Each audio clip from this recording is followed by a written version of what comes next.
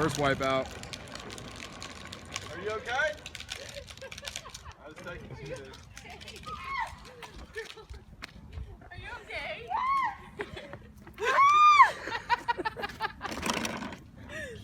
Oh my gosh. First wipeout. Man, You sure you're okay? I ruined my pants. Is there a hole? Yes. Oh, are there? Mother, trucker.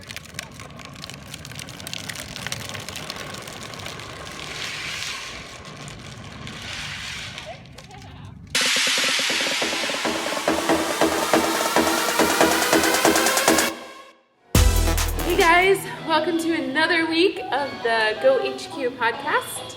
I'm Amy Bailey, this is Amanda Radford, and today we are going to talk about round 2 of pregnancy stuff. More specifically, we're going to be talking about some of the physiological changes that you go through at the different trimesters throughout your pregnancy, as well as modifications to address those physiological changes. So do you want to just jump right into it? Do you have anything to add? Sure. So we're going to kind of be talking today in trimester form. So for those of you who don't know, we're going to go first trimester, which is typically 3 months, or the first week through 12 weeks of pregnancy. Second trimester would be 13 through 27, and then the third trimester would be 28 weeks all the way through till your due date. So that's how we're going to be kind of delivering this message to you guys. And so the first trimester, typically there are really no restrictions that you need to really consider for working out. Yeah. But there are some physiological changes that do happen. I didn't really have the nausea aspect of the first trimester, but I did have the fatigue. But I did find that working out through the fatigue, it definitely helped me stay on point and stay focused and keep with my hormone levels. Definitely helped keep everything in check. But you experienced the nausea aspect of it. I did, yeah. So pretty much from the time I found out I was pregnant, which when I found out I was pregnant, I was about 5 or 6 weeks along. Sorry, there's guys riding tricycles in the back. So anyway, I found out when I was about 5 or 6 weeks along, and from about the 8-week mark on through the beginning of my second trimester, I did feel very nauseous, in addition to feeling tired like you. But I did feel those classic morning sickness symptoms. I just always kind of felt sick to my stomach. Nothing really appealed to me food-wise, and that pretty much carried over throughout my entire day. The only relief I could find was actually working out. So for me, it benefited me to come in and get a good workout. I'm sure it had something to do with my hormone levels and endorphins and just being around my friends. It took my mind off feeling kind of crappy. So all we can do is encourage you to keep your life as normal as possible. I think, like Amanda said, there's no reason to just lay on the couch and do nothing from the moment you find out you're pregnant. So, because you think about it, you don't even find out you're pregnant until sometimes 5-6 weeks even into being pregnant. So you've already been continuing doing all of your daily activities, whatever they may be. Right. So, of course, when you do get pregnant, of course, you should always let your doctor know what you plan on doing physically. Yeah. If you are starting something new, it is not the time where you have to stop everything like you said. Right. You can definitely start working out. It's probably a good idea to hire a trainer. Yes. So that they can steer you in the right direction, because we are going to be talking about modifications. And if you're not sure what movements we're talking about, we can definitely help show you throughout your pregnancy exercise program. Yeah. So, but unless you have a medical reason, like you're bleeding or have something that's been diagnosed through your doctor, then really there's no reason to halt exercise by any means. Yeah, and I think exercising, especially in the first trimester, getting that testosterone flowing to the baby. I mean, if you're happy and healthy, it's going to translate to your baby. So why not get off on a good foot in your pregnancy and be active And happy. Yeah, I mean, if you feel good about it, there's nothing wrong with it. Exactly. So So first trimester is easy. Let's move along to the second trimester. About this point, you've started growing a little bit. Maybe you're showing at this point. So things are starting to change. Usually in your second trimester is when you start feeling a lot better if you were sick in your first trimester. A lot of people say like you've never felt better than in your second trimester. So I know we specifically wanted to address things like laying flat. So I'll kind of let you talk about why maybe around the 16 to 20 week mark you start feeling like, oh, I really don't want to do that anymore. Or maybe why your doctor tells you you shouldn't lay flat to do certain exercises anymore. So there is a physiological reason behind why you shouldn't be laying flat anymore, or also laying flat and crunching up. Because as your uterus starts to grow within your body, it's going to start to put pressure on that main vein that brings blood flow back up to the heart and reoxygenates it in the lungs. So you start to feel dizzy because it's cutting off that blood flow to the body. A lot of times you're going to want to change some of the movements that you've already been doing. So the big thing is you just don't want to lay flat. Things like laying flat in your bench press. There's things that we can do to change that up for you. Like Brandon changed a lot of things for me. I started doing incline bench press probably around the 16 to 20 week mark. And that's just a small little tweak change in movement, but you're still getting the same effects. You're still working on your strength. So still a very effective movement. Also, crunches, you don't want to stay flat on your back and crunching up, because that's going to wake away the blood flow to the uterus and the baby. It's also going to make you dizzy. So things you can still work on, planks. You can always do planks. Anything that's keeping your belly off the floor, still working your core. Things of that nature. I know you did a movement. You were really uncomfortable with your deadlifts at a certain point. So Brandon had a different modification for you.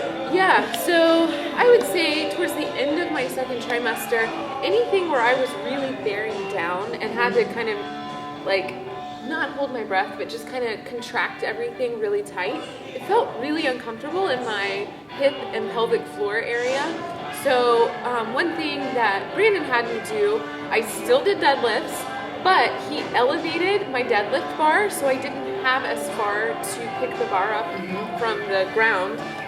He put my deadlift bar on boxes, so I was about this much closer, so my range of motion on my deadlifts was a lot shorter, and it totally took away that uncomfortable feeling that I was experiencing when I was picking up my bar from the ground.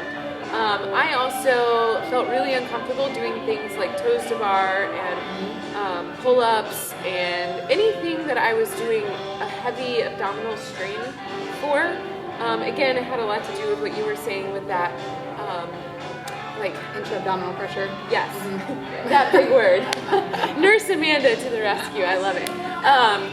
Yeah, so again, I didn't stop totally doing any movement like that. I did a lot of hanging knee raises, so just wherever I felt comfortable bringing my knees up to, that's where I brought them. I did planks like you had mentioned. I'm trying to think of other things I did.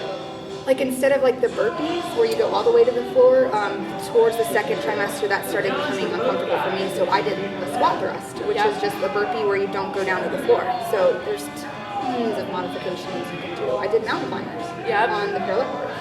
So I was gonna say anything that you're touching the floor and maybe, push-ups become uncomfortable because your belly is in the way. Well, do it elevated, off a box, off some stairs, off parallel bars. Just make it work. It does not mean you have to shut down your fitness entirely. Just modify. Right. And make it work for where you're at. And stuff that worked for you didn't work for me, and stuff that worked for me didn't work for you. So, but don't just stop. There's plenty of other movements that are available to you. We can always modify. Yeah, absolutely. And to Amanda's point, like every pregnancy is different. Every fitness level within pregnancy is different. So I just feel like going with the flow and doing your best to stay with it and holding yourself accountable to getting some fitness in, however that is, that's what's the important thing. We're not trying to win gold medals and be first and make PRs every week. You That know, was a huge point we wanted to touch on. yeah. Just scaling back and being okay with it, you know? Yeah, you're in the gym, you're lifting weights and doing push-ups. I mean, that's amazing. You're an amazing person and you're creating a life. Like, Right? that's a lot in itself. So, Another thing that was uncomfortable in the second trimester would be all of your joints and your muscles are like relaxing from your body secreting something called relaxin. Yep. So that is kind of lubricating you or getting you ready for childbirth. So all of your pelvic area especially, and those joints in the pelvic area are all loosening to be able to birth your baby. So your squats are going to get deeper. And a lot of times I've had pregnant women come up to me and say, oh, I don't know if that felt right. That shouldn't have, felt that way. But it's normal. Like, you can get into a deeper squat. Of course, you should be aware of yourself and know that injuries can occur, of course. But I was comfortable doing wall balls, and then as I got deeper, into my pregnancy, I just stopped going like below parallel. So that was an easy modification for me, instead of completely stopping the movement. yeah. And I think it's important to add, like, don't go into it being afraid of injury. Like, if you go in knowledgeable about your body's abilities and where it's at different points in your pregnancy, that helps you be proactive in your modification so that you prevent injury. And that's also where working with a knowledgeable trainer really, really, really comes into play. And address these issues. If you are working with a trainer, say, hey, I'm pregnant. I just want to make sure and have a healthy, fit pregnancy. Are you comfortable coaching me through this? And if they say no, hopefully they're honest. There are trainers out there who are happy to help you with pregnancy. And it is important. You want to be safe. You want to keep your baby safe. So Just keep moving. yeah, Yep. moving is the biggest point. So then the third trimester would be the biggest changes. You're tired again. Number one. Yeah. All that energy that you had in your second trimester is now gone. So you're wanting to nap all the time. Yep. You are definitely maxed out with probably how big your belly's gonna get. So things definitely become more uncomfortable. It's harder to breathe because the baby's now pressing on your diaphragm. So a lot of different movements that were comfortable for us in our second trimester became very quickly uncomfortable in my third. Yes. I don't know if you felt the same way. Yes, like we had talked about rowing off air. Not only do you look funny when you're rowing and you're 9 months pregnant, but it just feels so uncomfortable. Right. And we had talked about a lot of barbell movements. Just your belly's in the way. Think about it. You've got this Clearance. yeah, all of a sudden your deadlifts are now having to go 3 feet away from you, and that's not what the movement really is. So it's like, what do I do that is safe and manageable and is not completely the most awkward thing I've done in my life? So you're big. Yep, You don't feel like working swelling. You've got swollen feet now, so your joints are starting to hurt because you're putting a lot more. You're not used to carrying this weight. Think about the amount of weight that you're, taking onto your body that you've never really had before. So every joint hurts now. You've got Braxton Hicks going on. Yeah. That's So a big really one. being in tune to yourself and knowing, Braxton Hicks versus, real contractions. By no means you need to stop working out. Right. But a lot of things that we did, we went to more like body weight movements. So, and we would still work out in our fit camp with all of our friends that were doing barbell work, but we would just break it down, shut it down to very minimal weights, if at all. Yeah. We would stick with air squats. Yep. You were doing the 400 meter lunge challenge at how many weeks? I started at 30 weeks. Not that I recommend anybody doing that, but where I was at, I was so limited in what I was actually doing in fit camp classes that for me, a 400 meter lunge was exerting enough that I felt like I got a really good workout. I was trying to be mentally tough.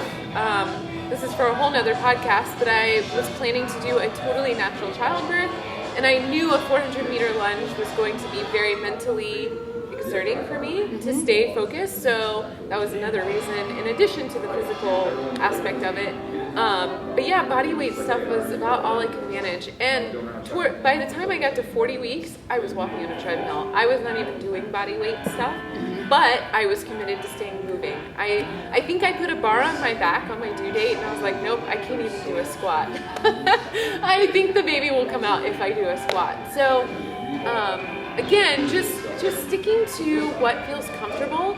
And when I say that, I mean, like, are you, like you had mentioned before, don't go too low in your squat. Are you, squeezing in and holding your breath to the point that you are contracting? Down. Yeah? Like, this is serious time when you could be causing some serious, like, the baby starts coming out kind of contractions, not your basic Braxton Hicks contractions. And before he or she is ready, you don't want to be doing that, of course. Right. So I mean, I think just, so take home points. Yeah. So with each trimester, there are different physiological changes that we just reviewed. And with each one, there are different modifications that you can do. So just stay in tune to your body. Definitely hire a trainer. One of us, Amy or myself, we're definitely happy to help you through the whole pregnancy thing. It's an exciting time. Yes. Go you if you're pregnant, and we can definitely help you, maintain your exercise status and keep you healthy and keep you happy. Stay active. Yeah. It's the best advice we can offer. Definitely. Seriously. I would say that's part of what made me get through pregnancy. It's a tough time. I mean, there's no sugarcoating it. So it's tough, and it's tough on your body, but it will help you in the long run if you stay active. It's just going to help you with everything. Yeah, post-pregnancy. Post-pregnancy, which is a whole other podcast. Yeah, we're going to talk about that. So we'll hit you up next time. Bye. Bye.